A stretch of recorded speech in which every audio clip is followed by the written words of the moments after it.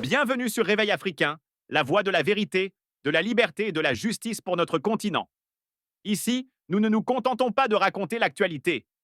Nous donnons la parole à ceux qui bâtissent l'Afrique nouvelle, courageuse et souveraine. Aujourd'hui, nous plongeons au cœur d'un bouleversement majeur qui secoue l'Afrique de l'Ouest, avec en figure de proue le capitaine Ibrahim Traoré et la résistance des peuples face aux pressions extérieures. Préparez-vous à comprendre pourquoi un vent nouveau souffle sur notre continent et comment il dessine l'avenir de millions d'Africains. Restez avec nous, abonnez-vous, partagez et devenez acteurs de ce réveil africain. Nous vivons un tournant décisif dans l'histoire de l'Afrique. Alors que certains gouvernements vacillent sous le poids de leurs contradictions, d'autres émergent, portés par une jeunesse audacieuse et des peuples résolus. Au cœur de ce bouleversement, le capitaine Ibrahim Traoré, leader du Burkina Faso, cristallise les espoirs d'une Afrique souveraine, debout et libre de toute tutelle étrangère. Il n'est plus un simple militaire devenu président. Il est devenu l'incarnation d'un rêve collectif, d'une renaissance populaire et même d'un phénomène mondial. Depuis son arrivée à la tête du Burkina Faso, le capitaine Traoré a initié une série de réformes radicales qui, en quelques mois seulement, ont bouleversé les fondements sociaux et économiques du pays. Éducation gratuite, soins de santé accessibles à toutes les mères, construction de logements sociaux, relance de l'agriculture paysanne. Le Burkina Faso connaît aujourd'hui un véritable essor, porté par des politiques tournées vers l'autosuffisance. Ces actions concrètes parlent plus fort que tous les discours. La scène était surréaliste, mais profondément révélatrice. Aux États-Unis, un groupe de citoyens blancs est descendu dans la rue pour manifester son soutien au capitaine Ibrahim Traoré. Pancartes en main, slogans enthousiastes, ils proclamaient que le monde occidental, et même Donald Trump, avaient beaucoup à apprendre de ce jeune président africain. Leur message était clair. Pendant que les États-Unis luttent pour garantir des droits fondamentaux à leurs propres citoyens, un pays ouest-africain, considéré comme pauvre, offre à son peuple ce que les grandes démocraties ne parviennent plus à assurer. Donald Trump, regarde ce que fait cet homme. Il offre la gratuité des soins à toutes les mères burkinabés. Il soigne, il loge, il éduque son peuple. Il agit là où les autres parlent. Sois comme lui. Ce soutien venu de l'étranger, et plus encore de citoyens occidentaux, n'est pas anodin. Il témoigne d'un basculement. L'exemple burkinabé devient une source d'inspiration pour ceux qui, même dans les sociétés dites développées, ne se sentent plus représentés par leurs élites. C'est un renversement symbolique des rapports de pouvoir et de perception. L'Afrique n'est plus à la traîne. Elle montre la voie. Face à cette vague de popularité croissante autour de Traoré et de ses homologues du Mali et du Niger, la CEDEAO, organisation sous forte influence occidentale, contre-attaque.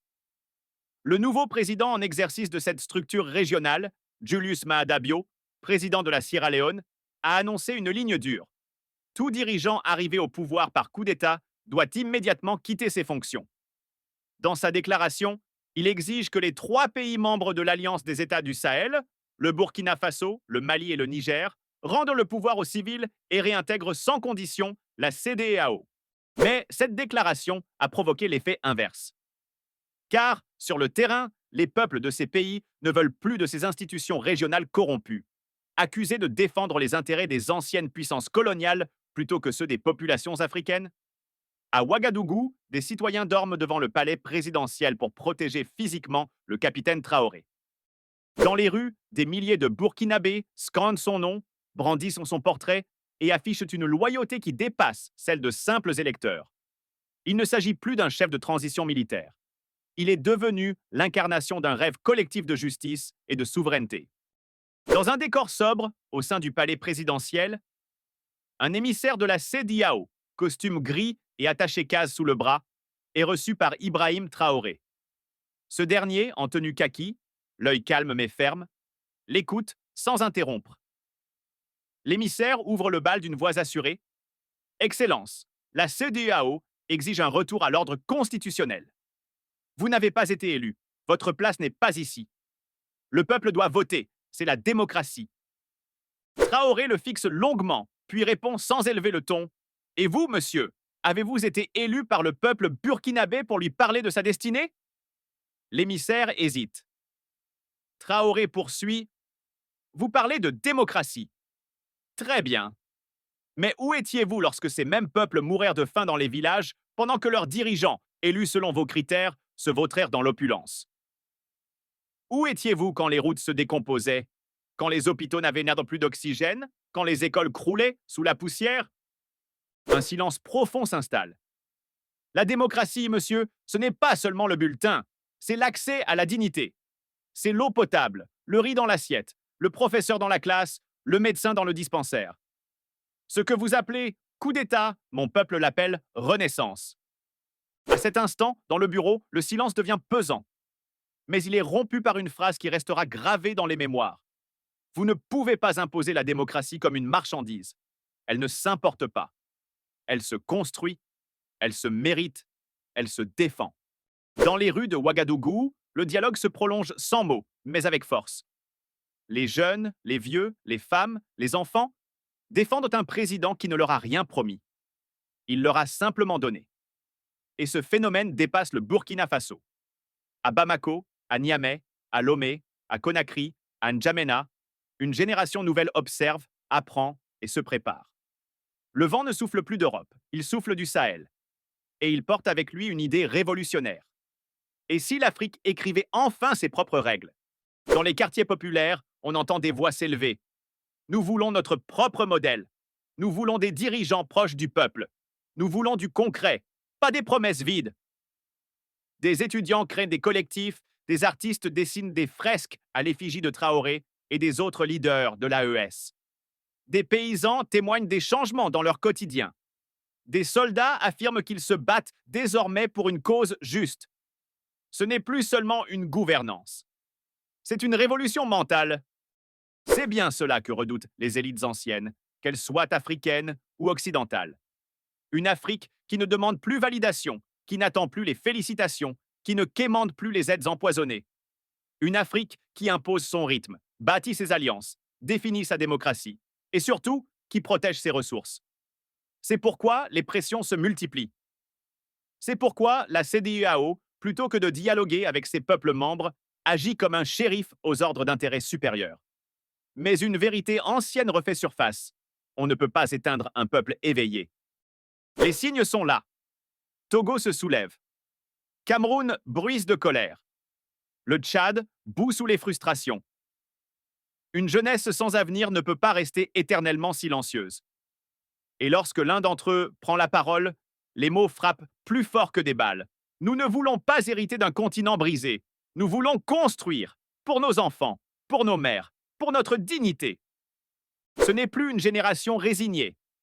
C'est une génération d'ingénieurs, d'enseignants, de soldats, d'artistes, de fermiers qui refusent de léguer à ses enfants le poison de la soumission.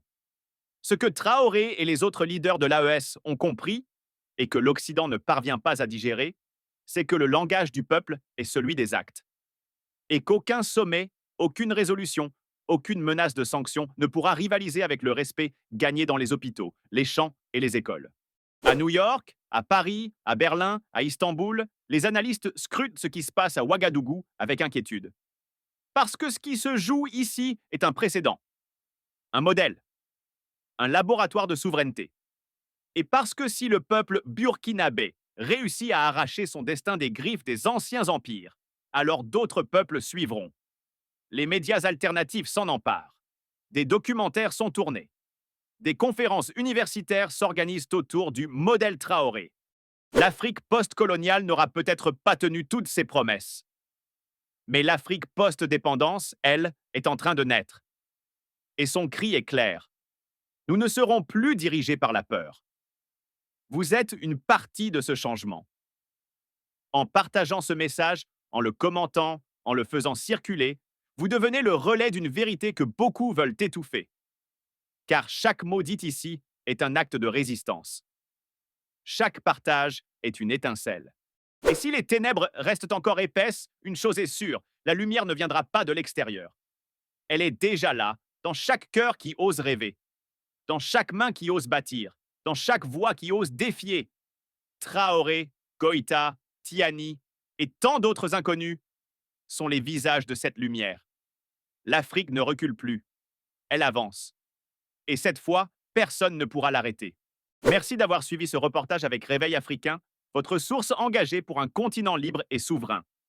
Le combat mené par Ibrahim Traoré et ses frères d'armes de l'AES est celui de toute une génération qui refuse la soumission et revendique un avenir construit par elle-même. N'oubliez pas, chaque partage, chaque commentaire, chaque abonnement est une flamme allumée dans la nuit. Ensemble, poursuivons ce réveil africain. Portons haut la voix de la vérité et construisons l'Afrique que nous méritons. À très bientôt pour d'autres révélations, analyses et histoires qui font vibrer notre continent.